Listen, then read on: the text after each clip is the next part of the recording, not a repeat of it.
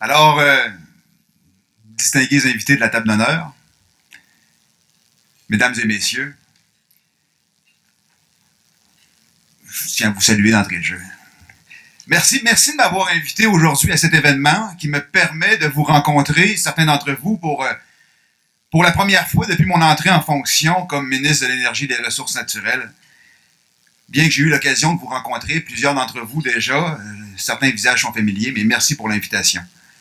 Vous comprendrez que comme ministre responsable du dossier de l'énergie au sein du gouvernement, je suis heureux de pouvoir compter sur une industrie moderne et dynamique, comme l'industrie que vous faites partie.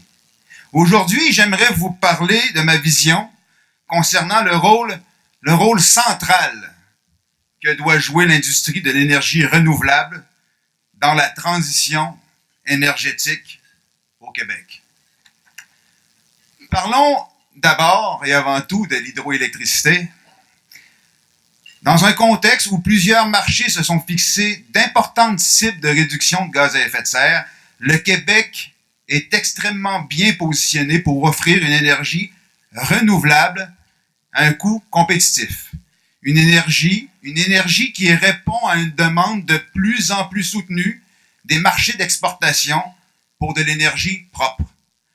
Notre électricité est donc appelée à jouer un rôle de premier plan dans l'atteinte des objectifs de réduction de gaz à effet de serre. De premier plan ici, chez nous, au Québec, mais également chez nos voisins, notamment les États de la Nouvelle-Angleterre, de New York et également l'Ontario.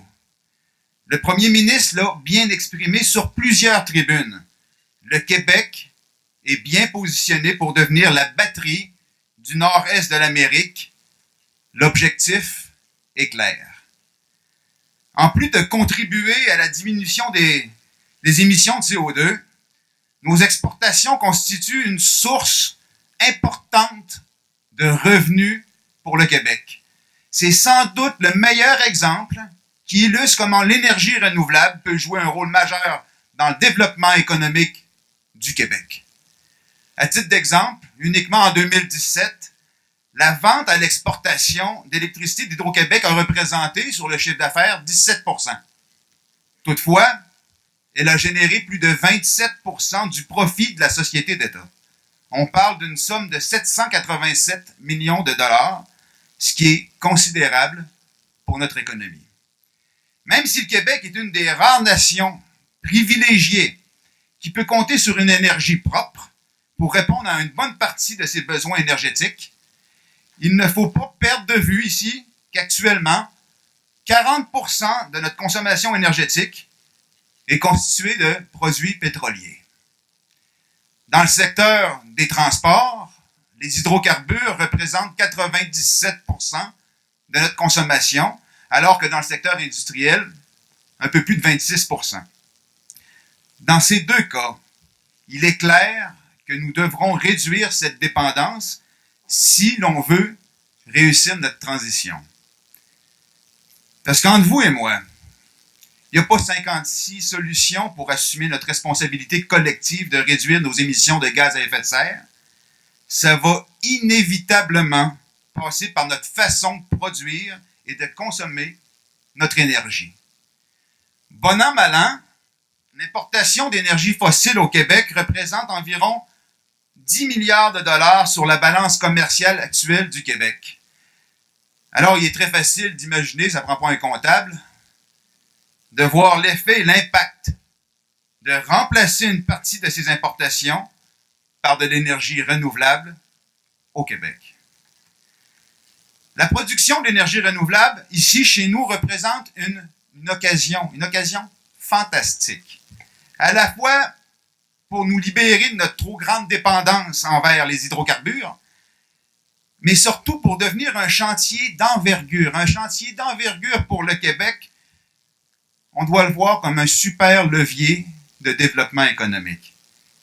Alors, c'est bien ça, mais on fait ça comment maintenant? Plusieurs avenues peuvent être explorées. À cet égard, nous disposons d'un outil important, Transition énergétique Québec, TEC. Je profite d'ailleurs de l'occasion pour saluer sa présidente, Mme Joanne Gélina, avec qui je dirais que je travaille en étroite collaboration. Je pense qu'on a eu plusieurs rencontres, Joanne et moi, et j'apprécie grandement travailler avec Joanne dans ce dossier-là. Si Transition énergétique Québec est encore à ses premières armes, on en convient, on peut dire qu'un impressionnant boulot a déjà été réalisé. Et je vous promets qu'on sera bientôt encore meilleur. Notamment en établissant des cibles plus précises, en raffinant nos indicateurs de performance et en visant toujours, et ça j'en fais mien, une plus grande efficience dans nos interventions. Maintenant, parlons d'abord du secteur du transport qui représente à lui seul, vous le savez comme moi, même probablement mieux que moi, 30% de la consommation totale d'énergie au Québec. Vous conviendrez avec moi que dans ce secteur, le Québec est à l'avant-garde en matière d'électrification des transports. Cette situation est due en grande partie aux efforts combinés de TEC et d'Hydro-Québec et de plusieurs autres ministères comme le ministère de l'Environnement et le ministère des Transports. Plus précisément, on peut dire que 3 principaux facteurs ont contribué au succès des véhicules électriques au cours des dernières années. En premier lieu, il faut mentionner le soutien à l'achat des véhicules électriques dans les dernières années. Le Québec compte maintenant près de 40 000 véhicules électriques, ce qui inclut naturellement les véhicules hybrides rechargeables et les véhicules tout électriques. Environ 40% des ventes de véhicules électriques au Canada sont réalisées au Québec. On a maintenant suffisamment de véhicules pour analyser comment faire en sorte que l'aide à l'achat des véhicules électriques soit plus efficiente, qu'elle soit plus agile. Deuxièmement, on doit parler de la disponibilité des bornes de recharge. À cet égard, Hydro-Québec a développé le premier et le plus vaste réseau de bornes de recharge publiques au pays, le circuit électrique. Récemment, la Société d'État a de plus annoncé que le réseau sera doté de 1600 bornes de recharge rapide supplémentaires d'ici 10 ans.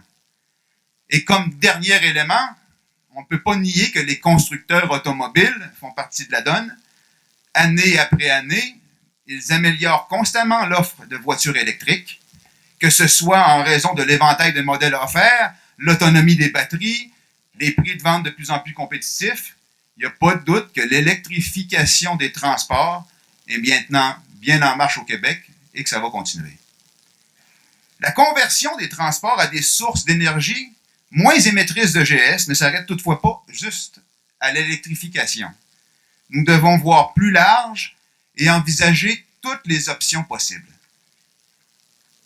Il faut se demander comment on peut agir sur les véhicules légers et lourds, les transports en commun, les trains, les navires, etc. Il y a des solutions qui existent déjà au gaz naturel et qui permettent des réductions non négligeables, même notables de GS.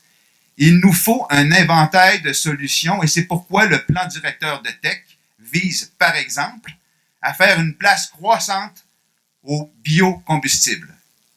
Cette filière doit jouer un rôle plus important dans nos efforts de réduction des émissions de gaz à effet de serre. Cela apportera des avantages environnementaux non négligeables.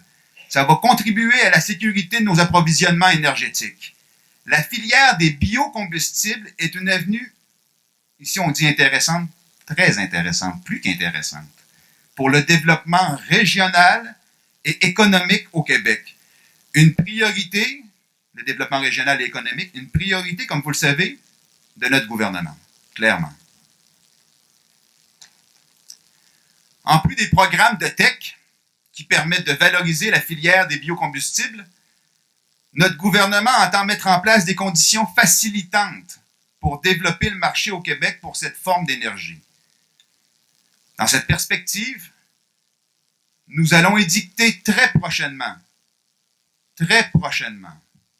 un règlement concernant la quantité de gaz naturel renouvelable devant être livré par un distributeur. J'insiste, très prochainement.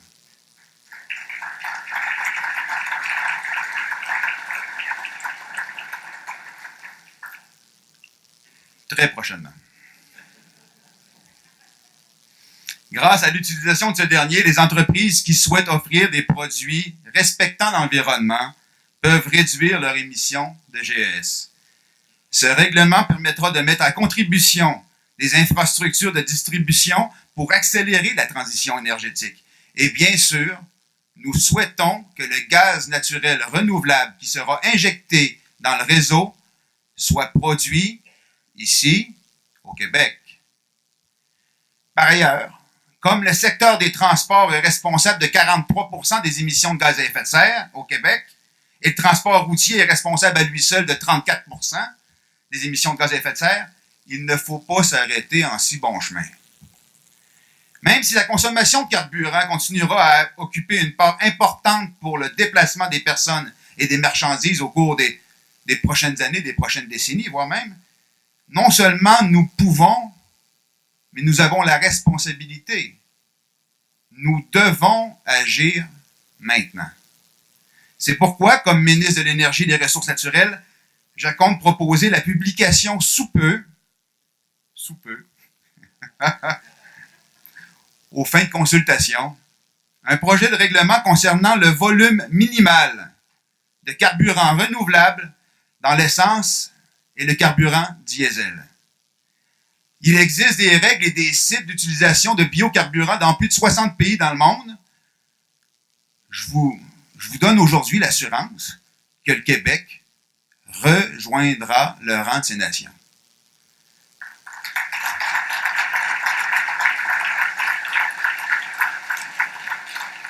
Merci. Par ailleurs, j'aimerais aussi vous rappeler que TEC poursuivra ses actions pour appuyer les entreprises qui souhaitent remplacer l'utilisation de combustibles fossiles avec ses programmes comme éco-performance, comme biomasse forestière résiduelle. Alors, on va continuer, on va poursuivre ces démarches-là.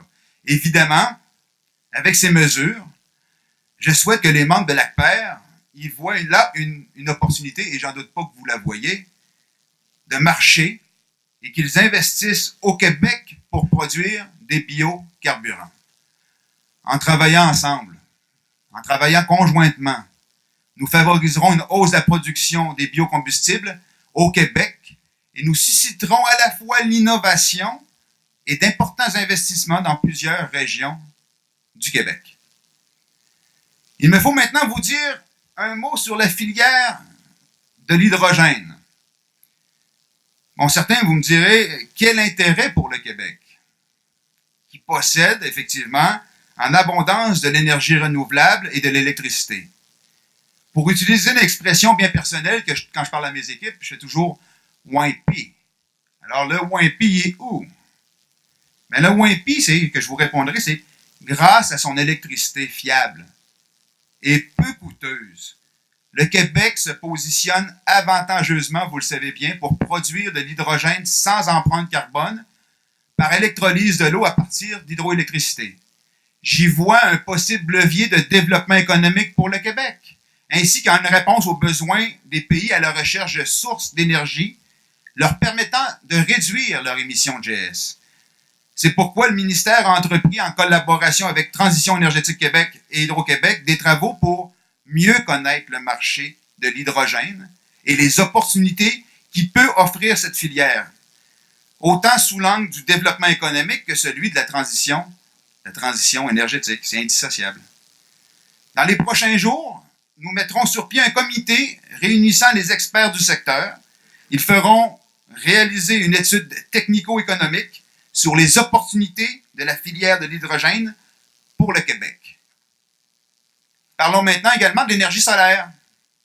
Nous savons tous que les coûts de production sont en diminution constante. C'est pourquoi Hydro-Québec, par l'entremise de l'Institut de recherche, l'IREC, s'intéresse particulièrement à cette filière. D'ailleurs, j'ai visité le site la semaine dernière. J'ai trouvé ça impressionnant et intéressant. Entre autres, pour voir comment on peut mieux intégrer l'énergie solaire dans un contexte de transition énergétique. Pour ce faire, nous devons développer nos connaissances en matière de production d'énergie solaire en complémentarité avec les autres sources de production. Je remarque d'ailleurs que vous êtes nombreux ici, et j'en ai rencontré déjà quelques-uns, à développer votre expertise associée à l'énergie solaire en réalisant des projets de parcs solaires ailleurs dans le monde. Je pense notamment à Boralex, Energex, Énergir, Kruger Energy, Energy Brookfield, pour ne nommer que ceux-là, pour être sûr que je ne pense pas les avoir tout nommés, donc excusez-moi les autres.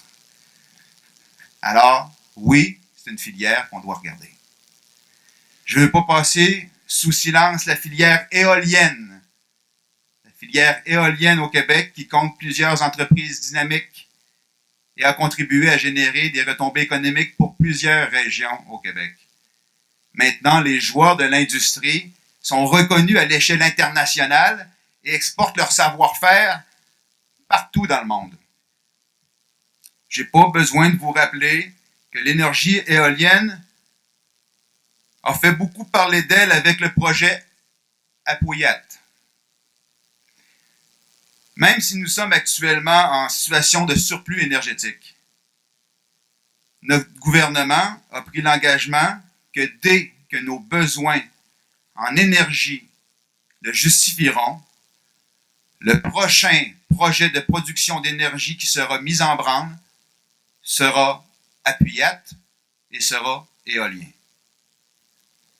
En terminant, je souhaite partager avec vous quelques observations sur la gouvernance de l'énergie. Vous y œuvrez et vous conviendrez avec moi que ce n'est pas simple. Le secteur est encadré, plutôt encadré, par de nombreuses lois et de nombreux règlements qui régissent la production, le transport, la distribution, la tarification, les inspections, la délivrance de permis, l'exportation, l'exploration, et j'en passe et des meilleurs, vous le savez. En soi, tout cela mérite d'être bien encadré, on en convient, ça fait aucun doute. Ma préoccupation, toutefois, est la suivante. Nos lois et nos règlements, dont certains datent depuis plus de 20 ans, sont-ils bien adaptés à la réalité d'aujourd'hui?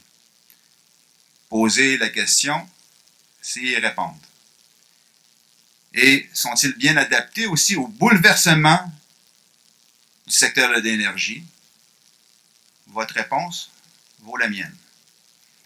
La transition énergétique passe par le recours à de nouvelles sources d'énergie, à de nouveaux comportements, à de nouvelles façons de consommer. Ces mutations profondes imposeront, qu'on le veuille ou non, de réfléchir à notre cadre de gouvernance et notre encadrement législatif et réglementaire. Mon souci à moi comme ministre est d'avoir un encadrement qui procure de la souplesse, qui procure de l'agilité nécessaire pour s'adapter aux changements tout en agissant de façon responsable. Alors, on ne veut pas réduire les exigences, mais on doit s'adapter, on doit être plus agile. Il s'agit d'une question de fond. Nous allons y voir, et je vais y voir personnellement. En somme, tous les acteurs du développement économique durable sont invités, plus que jamais, à prendre leur place sur le marché des énergies renouvelables, un marché en pleine évolution, un marché d'avenir. Nous avons des ressources en abondance, l'expertise et tout le talent requis pour prendre part à la transition énergétique qui s'opère. Le gouvernement met en place des conditions de stabilité, des conditions de prévisibilité à l'heure où la demande est appelée à croître de façon remarquable. Le contexte de la lutte au changement climatique présente de grands défis, d'énormes défis, mais aussi de grandes occasions d'innover. Je nous lance ensemble un défi. Assurons-nous tous ensemble de profiter pleinement, dans le meilleur intérêt de tous et de toutes, de ces belles opportunités. Je vous remercie.